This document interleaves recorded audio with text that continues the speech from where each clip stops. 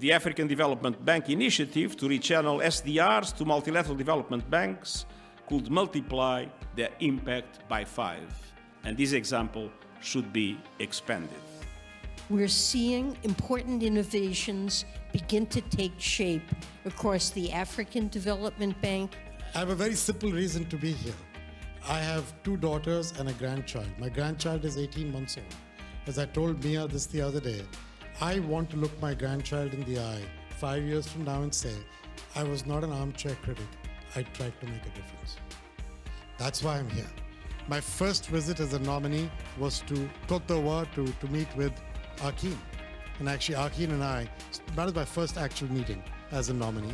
So I think in many ways we have to work in partnership, but the most important partnership is where Secretary Yellen was going with the private sector. We work with the Asian Development Bank, the African Development Bank on sanitation.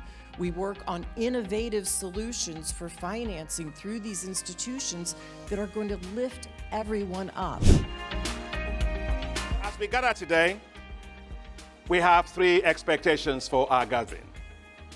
First is to build political support of Your Excellency's heads of state and government for AGIA to support green infrastructure in your countries. The second is to build financing support.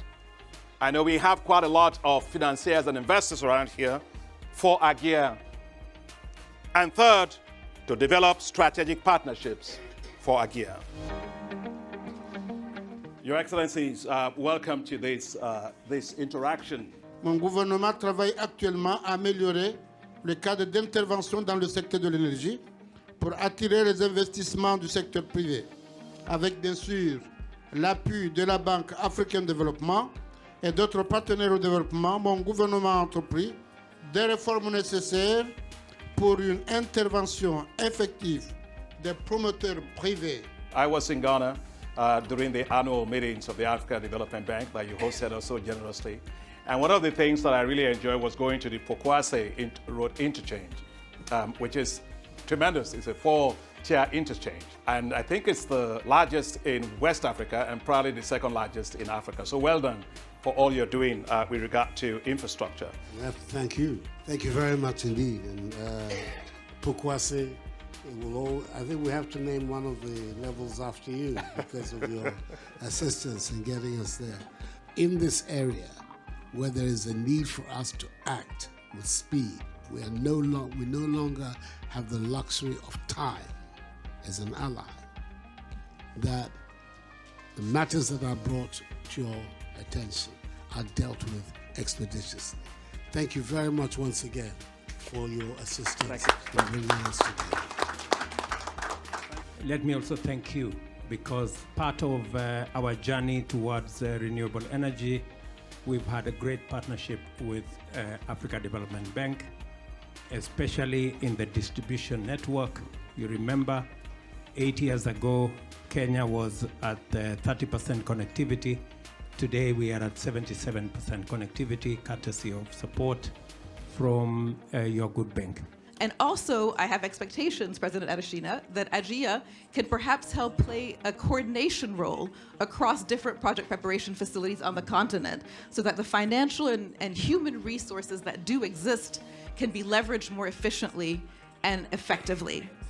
On a moins de revenus, la population a moins de revenus, mais on paie très cher l'énergie. C'est pour cette raison que je lance un appel et Madagascar soutient l'AGIA pour accroître le financement des infrastructures vertes en Afrique. Et nous devons aussi encourager le financement mixte pour mobiliser les fonds nécessaires et mettre en place la gouvernance et des mécanismes adaptés du contexte de chaque pays.